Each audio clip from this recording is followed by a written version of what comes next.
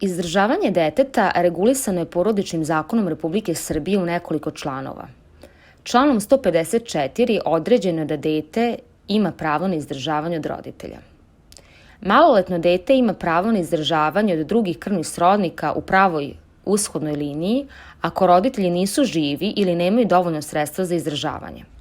Dužnost maloletnog deteta da delimično podmiruje potrebe svog izdržavanja od sopstvene zarade ili imovine supsidijarno je u odnosu na dužnost roditelja i krvnih srodnika. To znači da recimo ukoliko maloletno dete ima neku svoju imovinu, ima neke svoje prihode, dakle, to je supsidijarno u odnosu na dužnost roditelja i njegovih krvnih srodnika da ga izdržavaju. Dužnost izdržavanja maloletne dece od strane roditelja naglašena je tako da se ni roditelj kome je oduzeto roditeljsko pravo te dužnosti ne oslobađa. Dakle, i ako imamo situaciju da je nekom roditelju oduzeto roditeljsko pravo, recimo zbog nasilja u porodici ili nekih drugih okolnosti, svakako roditelj se na taj način ne oslobađa dužnosti izdržavanja maloletnog deteta. Prava i dužnosti izdržavanja roditelja prema deci jednaka su, bez obzira na to da li je dete rođeno u braku ili van braka, dakle deca su izjednačena. Roditelj koji ne daje izdržavanje maloletnom detetu na koje je obavezan izvršnom sudskom odlukom ili izvršnim poravnanjem pred sudom ili drugim nadležnim organom u iznosu i na način kako je to odlukom, odnosno poravnanjem utvrđeno, čini krivično delo nedavanje izdržavanja iz člana 195 Krivičnog zakonika. I konkretno, recimo, taj član 195 Krivičnog zakonika Republike Srbije u stavu 1, dakle, glasi ovako: ko ne daje izdržavanje za lice koje je po zakonu dužan da izdržava, a ta dužnost je utvrđena izvršnom sudskom odlukom ili izvršnim poravnanjem pred sudom ili drugim nadležnim organom, u iznosu i na način kako je to odlukom, odnosno poravnanjem utvrđeno, kaznit će se novčanom kaznom ili zatvorom do 2 godine. Dakle, i Krivičnim zakonikom ovo pravo je zaštićeno, odnosno nedavanje izdržavanja se smatra krivičnim delom. Inače, troškovi izdržavanja deteta dužni su da srazmerno snose oba roditelja, dakle to je po Porodičnom zakonu tako. Roditelji su dužni da izdržavaju svoju maloletnu decu ne samo prema svojim stvarnim prihodima, već prema njihovim mogućnostima da stvore prihod za izdržavanje. Recimo, i za vreme izdržavanja kazne dužan je roditelj da doprinosi za izdržavanje svog deteta.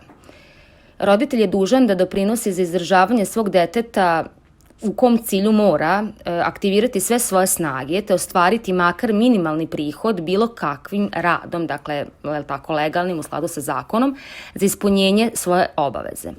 Praksa beleži još neke slučajeve gde je sud zauzimao jasan stav po ovom pitanju. Dakle, recimo, okolnost da roditelj otplaćuje potrošački kredit nema uticaj na njegovu obavezu da doprinosi izdržavanju svog deteta, jer ta obaveza stoji ispred svih ostalih obaveza. Dakle, roditelj koji recimo otplaćuje kredit ne može da to uzme kao argument zbog čega recimo ne daje izdržavanje detetu, odnosno alimentaciju kako se to kod nas češće govori. Roditelj je dužan da izdržava svoje dete maloletno i onda kada to, recimo, ako bi to išlo na štetu njegovog vlastitog izdržavanja. Boravak maloletne dece od mesec dana, recimo, kod oca za vreme letnjeg školskog raspusta, nema uticaj na njegovu obavezu plaćanja i izdržavanja za taj period, odnosno recimo za taj mesec, niti ga to oslobađa, niti se umanjuje njegova obaveza izdržavanje za taj mesec, jer se radi o održavanju ličnih odnosa između roditelja i dece u tom periodu. Dakle, ne može recimo jedan roditelj da kaže, koji je recimo obavezan da plaća izdržavanje, odnosno tu alimentaciju, da kaže sad recimo deca su bila kod mene mesec dana i za taj mesec ne želim da dam izdržavanje, jer to što je neko dete ili neka deca bila kod tog roditelja predstavlja zapravo, kao što je sud rekao, dakle u jednoj odluci predstavlja održavanje ličnih odnosa između dece i roditelja. Takođe je u članu 155 Porodičnog zakona regulisano izdržavanje punoletnog deteta. Dakle, punoletno dete koje je nesposobno za rad, a nema dovoljno sredstva za izdržavanje, ima pravo na izdržavanje od roditelja sve dok takvo stanje traje. punoletno dete koje se redovno školuje ima pravo na izdržavanje od roditelja srazmerno njegovim mogućnostima, a najkasnije do navršene 26. godine života. Punoletno dete u smislu stava 1 i 2 ovog člana ima pravo na izdržavanje od krvnih srodnika u pravoj ushodnoj liniji srazmerno njihovim mogućnostima, ako roditelji nisu živi ili ako nemaju dovoljno sredstva za izdržavanje. Nema pravo na izdržavanje punoletno dete ako bi prihvatanje njegovog zahteva za izdržavanje predstavljalo očiglednu nepravdu za roditelje, odnosno druge krvne srodnike.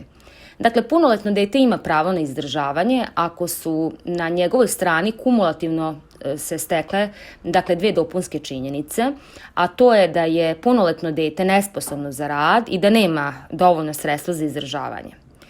Punoletno dete koje je sposobno za rad, a nema dovoljno sredstva za izdržavanje ili ako je nesposobno za rad, a ima sredstva za izdržavanje, prihod od imovine, ne stiče pravo na izdržavanje od roditelja.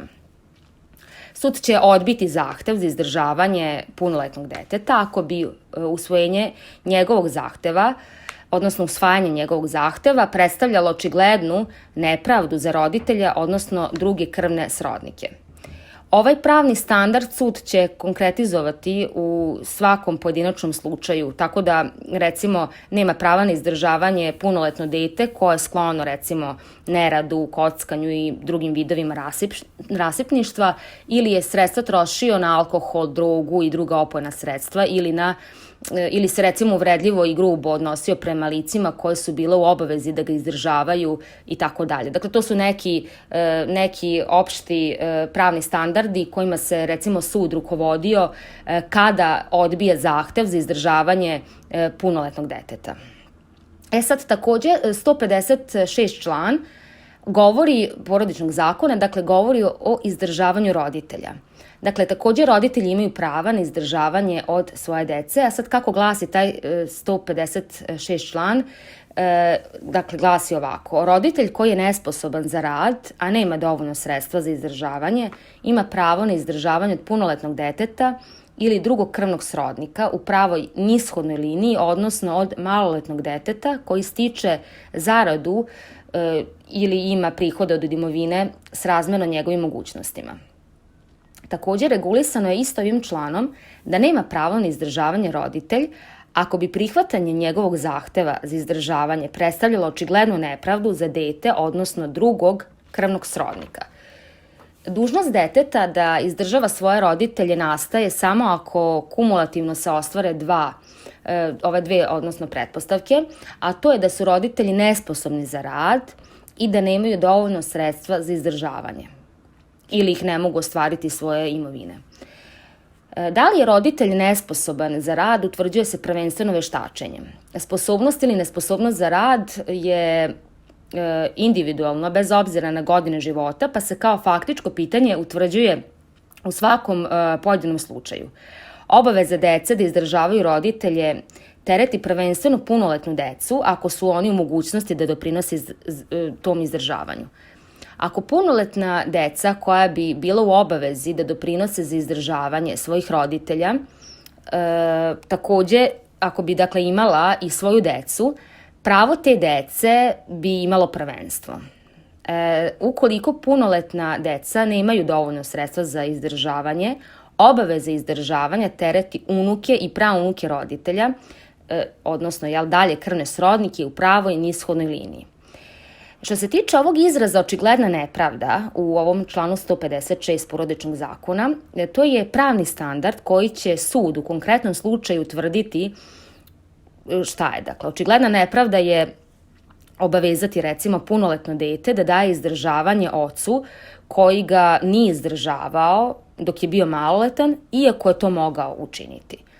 Naime, dešava se u praksi i to nije redak slučaj da recimo roditelj, upravo onaj roditelj koji nije davao izdržavanje svom detetu, odnosno koji nije davao alimentaciju svom detetu, u nekom trenutku kada to dete stasa, kada postane punoletno, kad se zaposli, kad se iškoluje, traže od tog deteta, po slovu zakona, pravo, odnosno traže od tog deteta da ga izdržava.